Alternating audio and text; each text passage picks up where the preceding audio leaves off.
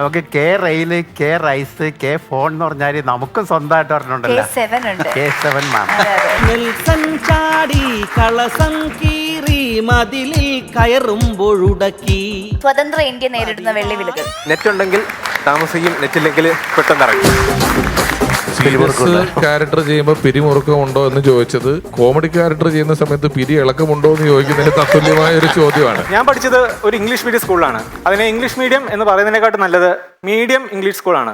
അതിനെ മീഡിയം ലെവലിലേക്ക് ആയിരിക്കും ഇംഗ്ലീഷ് പറയുന്നത്. ഒരു കണ്ണാടി ഇല്ലാതെ നമുക്ക് കാണാൻ പറ്റാത്ത നമ്മുടെ ഒരു അവയവം ചെവിയാണ്. ചിലർക്ക് ചെവിയില്ലെങ്കിൽ ഒന്നും കാണാൻ പറ്റില്ല, കാരണം ഗ്ലാസ് വയ്ക്കുന്നത്. Once upon a time, once upon a time, once upon a time, once upon a time. Hi hello നമസ്കാരം. ഇത് ഫൺസ് അപ്പോൺ എ ടൈം കലിപ്പനും കാന്താരിയും. ഫൺസ് അപ്പോൺ എ ടൈമിന്റെ പുതുമുകൾ നിറഞ്ഞ മറ്റൊരു മനോഹരമായ എപ്പിസോഡിലേക്ക് ഏവർക്കും സ്വാഗതം. എപ്പോഴും ഈ ദേഷ്യം പ്രകടിപ്പിക്കുന്ന കാര്യത്തിൽ ഒരു ഹയർ ഡിഗ്രി മെയിൻറ്റെയിൻ ചെയ്യുന്ന ആൾക്കാരെ നമ്മൾ കലിപ്പന്മാർ എന്ന് വിളിക്കും അല്ലേ? പക്ഷെ അതുപോലെ തന്നെ കോമഡി പ്രസന്റ് ചെയ്യുന്ന കാര്യത്തിൽ ഒരു മച്ച് എലവേറ്റഡ് പൊസിഷനിൽ നിൽക്കുന്ന, റേഞ്ചിൽ നിൽക്കുന്ന രണ്ട് പ്രിയപ്പെട്ട താരങ്ങളാണ് നമ്മുടെ ഷോയിലെ ജഡ്ജസ് ആയി ഇവിടെ വന്നിരിക്കുന്നത്. അവരെ ഏറെ സ്നേഹത്തോടെ നമുക്ക് സ്വാഗതം ചെയ്യാം. നമ്മുടെ ചീഫ് ജഡ്ജ് രമേശ് പിഷാരടി, നമ്മുടെ പ്രിയപ്പെട്ട സെലിബ്രിറ്റി ജഡ്ജ് നമ്മുടെ സ്വന്തം ഷാജു ശ്രീധർ.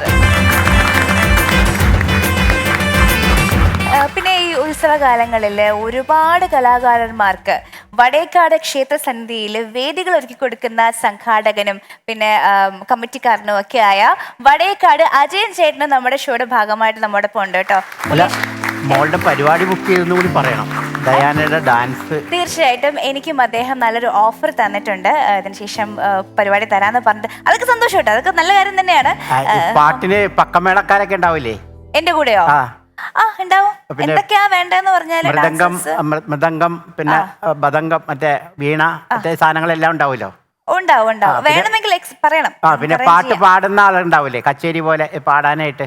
ഡാൻസിന് പാട്ട് പുറകെ ഒറിജിനലായിട്ട് പാടി കൊടുക്കാൻ. ഓ ശരി ശരി, വാങ്ങും.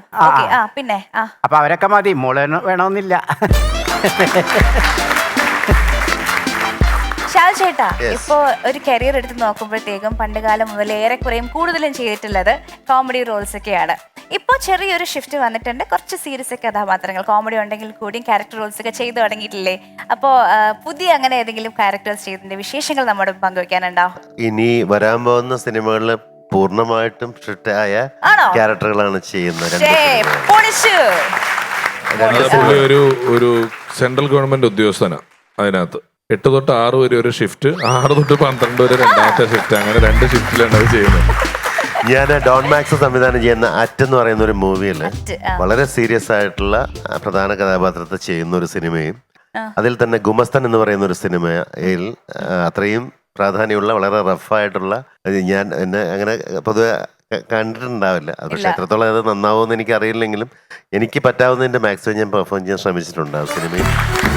വളരെ അനായാസമായിട്ടാണ് ഈ കോമഡി ക്യാരക്ടേഴ്സ് ചെയ്യുന്നത്. ഈ സീരിയസ് റോൾസ് ചെയ്തപ്പോഴത്തേക്കും എങ്ങനെയായിരുന്നു? പിരിമുറുക്കമോ അങ്ങനെ എന്തെങ്കിലും, അതോ വളരെ എക്സൈറ്റഡ് ആയിരുന്നോ?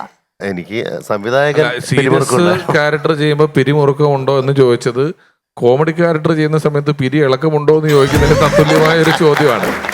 ഞാൻ ചെയ്യുന്നത് അതങ്ങനെ ചെയ്യുമെന്നുള്ള ഡയറക്ടർക്കായിരിക്കും ഒരു പക്ഷേ പിരിമുറുക്കം കൂടുതലുണ്ടാവുക. പക്ഷെ ചെയ്ത് വന്നപ്പോൾ നമുക്കത് എനിക്ക് തോന്നുന്നു ഏറ്റവും സീരിയസ് വേഷങ്ങൾ ചെയ്ത പലരും എനിക്ക് തോന്നുന്നു മിമിക്രിയിൽ നിന്നും വന്ന ആളുകളായിരിക്കും. അപ്പൊ ആ കൂട്ടത്തിൽ എനിക്ക് വലിയ റിസ്ക് ഫീൽ ചെയ്തില്ല. കാരണം കോമഡിയിൽ നിന്നും മാറി വളരെ സീരിയസ് ആയിട്ടുള്ള ഒരു ക്യാരക്ടർ ചെയ്യാൻ എനിക്ക് വലിയ ഇത് തോന്നില്ല. പക്ഷെ അവരത് നമ്മൾ ചെയ്യുമെന്നുള്ള സംശയമാണ് ഇപ്പോഴും ഞങ്ങളെ പലർക്കും തോന്നും. ഇവരെ ചെയ്തുകൊണ്ട് ഇവര് കോമഡി വേഷങ്ങൾ മാത്രമല്ല, സീരിയസ് വേഷം ചെയ്ത ജനം ആക്സെപ്റ്റ് ചെയ്താൽ മതി. ചെയ്യാൻ അറിയായ്മയല്ല ഇവിടെ പ്രശ്നം. അത് ഞാൻ പലതവണ ഈ വേദിയിൽ തന്നെ പറഞ്ഞു. ഇപ്പൊ മമ്മൂക്കയെ പോലൊരു നടന് ചട്ടമ്പിനാടിലെ ആളെ അവതരിപ്പിക്കുന്നതും ബ്രഹ്മയുഗത്തിലെ കഥാപാത്രത്തെ അവതരിപ്പിക്കുന്നതും ഒരേ അളവിലും തൂക്കത്തിനുമുള്ള സ്ട്രെയിനേ ഉള്ളൂ. ഒരു നടൻ എന്നുള്ള നിലയിൽ ഇത് തമ്മിൽ ഒരു വ്യത്യാസമില്ല. നമ്മുടെ പ്രേക്ഷകരെ സംബന്ധിച്ചിടത്തോളം അഭിനയിച്ചു എന്തൊരു അഭിനയം എന്നൊക്കെ പറയണമെങ്കിൽ സെന്റിമെന്റ്സ് ചെയ്താലല്ലാതെ നർമ്മം ചെയ്യുന്നതോ നർമ്മവുമായി ബന്ധപ്പെട്ട കാര്യങ്ങൾ ചെയ്യുന്നതോ ഒരു അഭിനയമായിട്ട് പോലും ഏറ്റവും കഷ്ടം എന്ന് പറയുന്ന നർമ്മം ചെയ്യുന്നത് തന്നെയാണ്. ഒരു ചെറിയ ഒരു സീൻ നന്നാക്കി എടുക്കണമെങ്കിൽ തന്നെ വലിയ റിസ്ക് ആണ്. ഹ്യൂമറിൽ നിന്ന് വില്ലനിലേക്ക് വന്ന ഒരുപാട് നടന്മാരുണ്ട്, സീരിയസ് വേഷങ്ങൾ. അതായത് കോമഡി ചെയ്ത് വന്നിട്ട് പിന്നെ സീരിയസ് ആയിട്ട് സിദ്ദിഖിനെയൊക്കെ പോലെ സിദ്ദിഖ്, ഹനീഫ് ഖാ, ഒരുപാട് പേരുണ്ട്. ജനാർദ്ദനൻ ചേട്ടൻ ഇവരൊക്കെ ആയിരുന്നല്ലോ. പിന്നെ ഈ വില്ലൻ ചെയ്തിട്ട് അവസാനം കോമഡിയിലേക്ക് മാറിയ ഒരുപാട് ആൾക്കാരുണ്ട്. ബാബുരാജ്, കൊച്ചിൻ ഹനീഫ, ഒരുപാട് പേര്. അപ്പൊ എന്തായാലും ഷാജുചേട്ടന്റെ പുതിയ വേഷപ്പകർച്ചകൾക്ക് എല്ലാവിധ ആശംസകൾ നേരുകയാണ്. പിന്നെ അദ്ദേഹത്തിന്റെ ഈ ഒരു കരിയർ ഗ്രാഫ്, പ്രത്യേകിച്ച് ഇത്രയും കൺസിസ്റ്റന്റ് ആയിട്ടുള്ള ഒരു ഗ്രോത്തിന് ഒരു വലിയ സപ്പോർട്ട് നൽകുന്നത് തീർച്ചയായിട്ടും അദ്ദേഹത്തിന്റെ വൈഫ് ചാന്ദിനി ചേച്ചി തന്നെയാണ്. പിന്നെ ഒരു കാര്യം എടുത്തു പറയേണ്ടത് കൂടിയുണ്ട്. റീസെന്റ് ടൈംസ് നമ്മൾ ഏറ്റവും കൂടുതൽ സംസാരിക്കുന്നത് വിമൻ എംപവർമെന്റിനെ കുറിച്ചാണ്. ചാന്ദിനി ചേച്ചി ഏകദേശം 500ഓളം സ്റ്റുഡൻസ് ഉണ്ടല്ലേ ചേച്ചിക്ക്? പല ഭാഗങ്ങളിലായിട്ട്. കാരണം വെച്ചാൽ ഈ പറയുന്ന ഓൺലൈനും ഓഫ്ലൈനും ഒക്കെ അല്ലേ. അപ്പൊ അത് ഉണ്ട്. അല്ലാതെ തന്നെ നമ്മൾ കുറെ കുട്ടികളെ നമ്മൾ ഫ്രീ ആയിട്ട് ഒരുപാട് താല്പര്യമുള്ള കുട്ടികളെ അങ്ങനെ ചെയ്തു കൊടുക്കുന്നുണ്ട്. അപ്പോൾ അല്ല, അതൊരു അപ്രീസിയേഷൻ. കാരണം അതിനൊരു വലിയ സപ്പോർട്ട് ചേട്ടനും തിരികെ കൊടുക്കുന്നുണ്ടല്ലോ. അതൊരു വലിയ കാര്യം തന്നെയാണ്.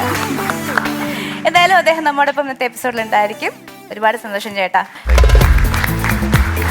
നമ്മുടെ എപ്പിസോഡിൽ ഓഡിയൻസ് ആയിട്ട് ഇവിടെ എത്തിയിട്ടുള്ളത് ജിടെക് കമ്പ്യൂട്ടർ എഡ്യൂക്കേഷൻ കൊടുങ്ങല്ലൂരിലെ സ്റ്റുഡൻസും സ്റ്റാഫുമാണ്. ഇനി പോകാം നമ്മുടെ മത്സരങ്ങളിലേക്ക്. 2 മിടുക്കരായ മത്സരാർത്ഥികൾ റെഡി ആയിട്ട് ഇപ്പോൾ നമുക്ക് അവരെ വിളിക്കാം. Let us welcome Sudeep and Sriram.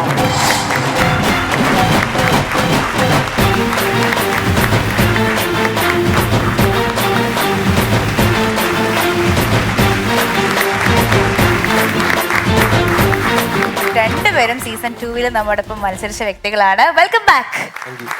ഒരുപാട് സന്തോഷമുണ്ട്. കാരണം വീണ്ടും ഇവരെയൊക്കെ നമ്മുടെ വേദിയിലേക്ക് കൊണ്ടുവരാൻ സാധിക്കുന്നതിലും ഇവർ വരാനുള്ള മനസ്സ് ഇവർ കാണിക്കുന്നതിലും ഒക്കെ രണ്ടുപേരും ഗംഭീര സ്വാഗതം. എവിടെയായിരുന്നു ഇത്ര നാള്? ഇവിടെ ഉണ്ടായിരുന്നു, ഞങ്ങളാരും കണ്ടില്ലല്ലോ. എന്ത് ചെയ്തു കഴിഞ്ഞ സീസൺ കഴിഞ്ഞിട്ട്? ഈ വരവിന്റെ ഇടയിൽ എന്തൊക്കെയായിരുന്നു നിങ്ങളുടെ പ്രധാന പരിപാടികൾ? ഞാൻ ഇവിടെ വന്നതിന് ശേഷം പിന്നെ മറ്റേ കോളേജിൽ കോമ്പറ്റീഷൻ ഒക്കെ ഉണ്ട്. അപ്പൊ അതിനൊക്കെ പോകും.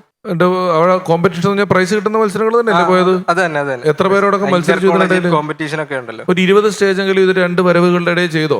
20 ചെയ്തില്ല. 10 ഓക്കെ. മതി. ശ്രീരാമോ? ഇവിടെ മാത്രമേ ഉള്ളൂ. ഇവിടെ വരുന്ന കഴിഞ്ഞാൽ വേറെ എവിടെ പോകുന്നില്ല. ശ്രീരാം ഇപ്പം എന്തോ തിരക്കാന്ന് തോന്നുന്നില്ല ശ്രീരാമന്. ഓഫീസിൽ പോണം. ഇവിടെ വേറെ ജോലിയുടെ സമയം കണ്ടെത്തി വരുന്നവരാണ്. ഏത് കമ്പനിയിലാ? അതും സിയുടെ ഓഫീസിലാണ്. അത്രയും തിരക്കുകളും കണക്കൂട്ടലുകളിലൊക്കെ ഇടയെന്നാണ് ഇത്രയും മനോഹരമായ കോമഡികൾ ഉണ്ടായിക്കൊണ്ട് ശ്രീരാം കഴിഞ്ഞ സീസണുകളിലൊക്കെ ഇവിടെ വന്നത്. ഇത്തവണയും അത് വളരെ ഗംഭീരമാകട്ടെ എന്ന് ആത്മാർത്ഥമായിട്ട് ആശംസിക്കുന്നു. നമുക്ക് നമ്മുടെ PSCയിലോട്ട് പോയാലോ? പോകാം. പാരഡി സോങ് ചലഞ്ചിന് വേണ്ടിയിട്ട് കേസ് മാമനെ ഇങ്ങോട്ടേക്ക് വിളിക്കാം കേട്ടോ. Once upon a time കലിപ്പനും കാന്താരിയും ഏറ്റവും പുതിയ എപ്പിസോഡുകൾ മറക്കാതെ കാണാൻ നിങ്ങൾ സബ്സ്ക്രൈബ് ചെയ്യൂ. Ramesh Pisharody entertainments on YouTube.